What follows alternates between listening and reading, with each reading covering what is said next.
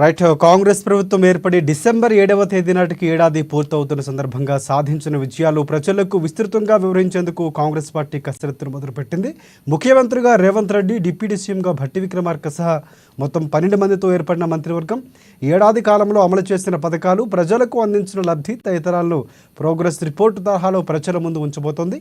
ఇక ఈ ప్రోగ్రెస్ రిపోర్టులో గత ప్రభుత్వ వైఫల్యాలు సరిదిద్దడం, కొత్తగా బాధ్యతలు తీసుకున్న తర్వాత ఇక అమలు చేసిన పథకాలు, వాటి ద్వారా సాధించిన ప్రగతితో పాటుగా రానున్న కాలంలో చేపట్టే కార్యక్రమాలకు సంబంధించి రిపోర్టులో ప్రధానంగా ప్రస్తావించబోతున్నట్లు తెలుస్తుంది. ఇదే అంశానికి సంబంధించి పూర్తి అప్డేట్స్ అందించేందుకు మా ప్రతినిధి రాంబాబు మనకి ఫోన్ లైన్లో సిద్ధంగా ఉన్నారు. రాంబాబు, చెప్పండి.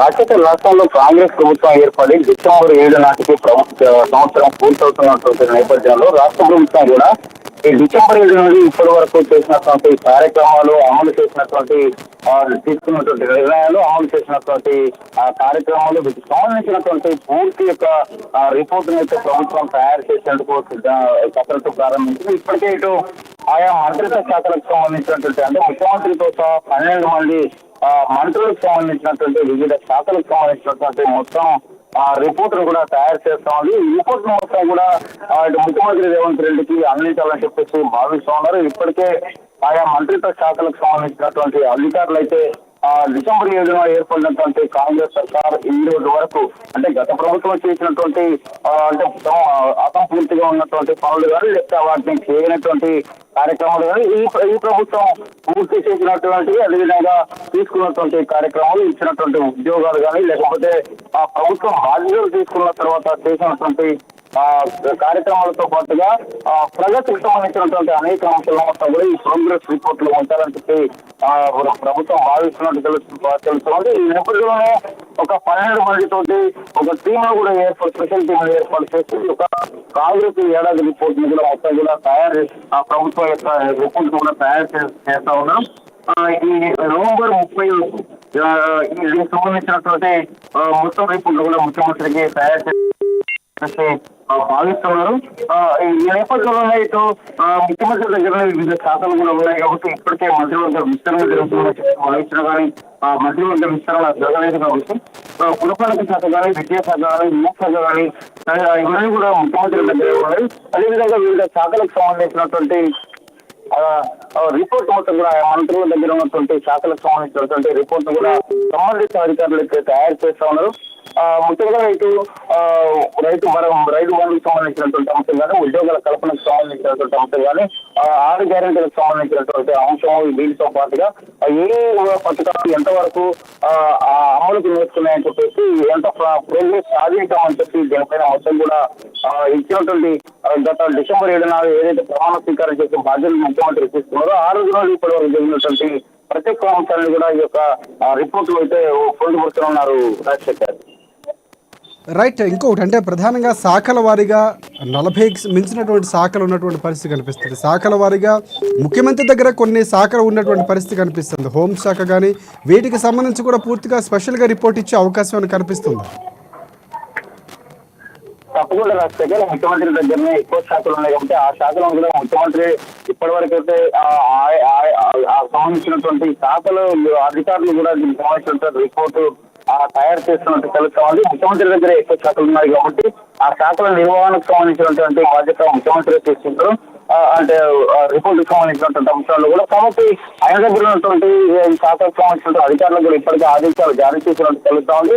ఈ అధికారులు కూడా శాఖలకు సంబంధించినటువంటి ప్రభుత్వం ఏర్పడిన నుంచి ఈ రోజు జరిగినటువంటి కార్యక్రమాలకు సంబంధించినటువంటి అమలు చేసినటువంటి పథకాలు, అంశాలు, దానికి సంబంధించినటువంటి టోటల్ ప్రోగ్రెస్ రిపోర్ట్లు కూడా మొత్తం కూడా శాఖ అధికారులు తయారు చేస్తున్నట్టు తెలుస్తోంది.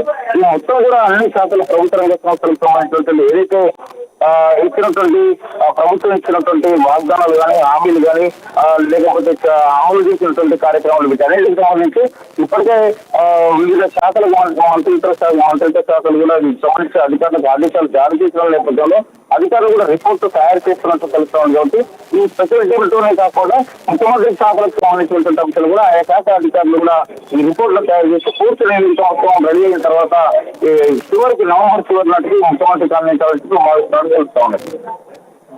రైట్ రైట్ అంటే ముందు నుంచి కూడా కాంగ్రెస్ పార్టీ ప్రభుత్వం చేపడుతున్నటువంటి సంక్షేమ పథకాలు కానీ గత ప్రభుత్వంలో శ్వేతపత్రాలు వరుసగా రిలీజ్ చేసినటువంటి పరిస్థితి, అవినీతి ఎక్కడ జరిగింది, ఎంతవరకు వృధాగా పోయినటువంటి పరిస్థితి కనిపిస్తుంది. కొన్ని రిపోర్ట్లకు సంబంధించి కూడా గతంలో పూర్తిగా శ్వేతపత్రాలు విడుదల చేశారు, అప్పులు ఇవన్నీ కూడా.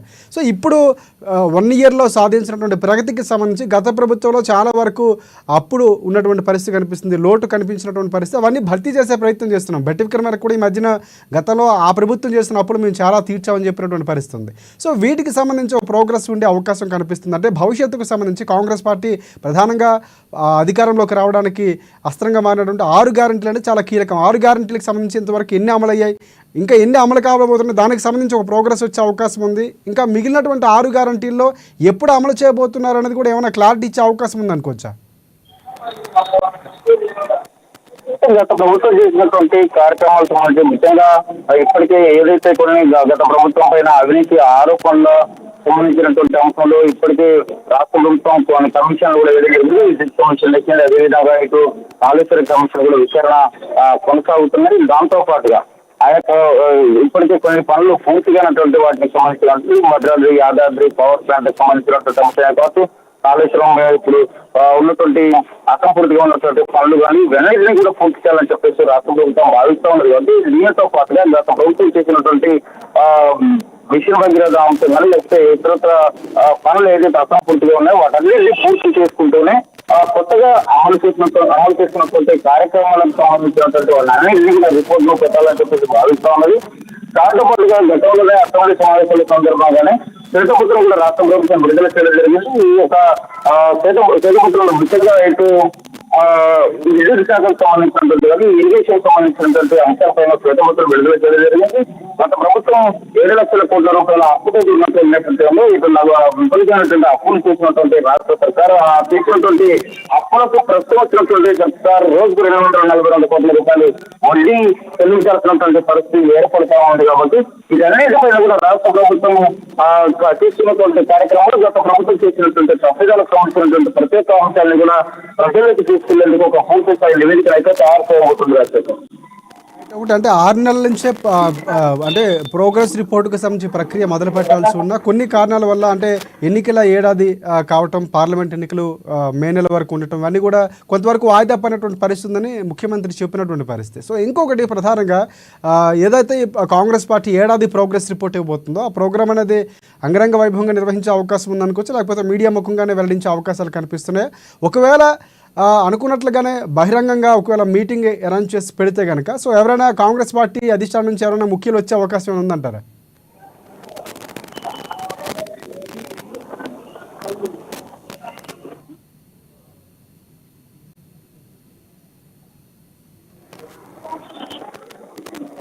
రైట్ రాబాబు, అంటే ఒకవేళ ఒక మీటింగ్ నిర్వహించి ప్రజాముఖంగా చెప్పే ప్రయత్నం కాంగ్రెస్ ప్రభుత్వం కనుక చేస్తే కనుక కాంగ్రెస్ పార్టీ నుంచి ముఖ్య నాయకులు ఎవరైనా వచ్చే అవకాశం ఉందా?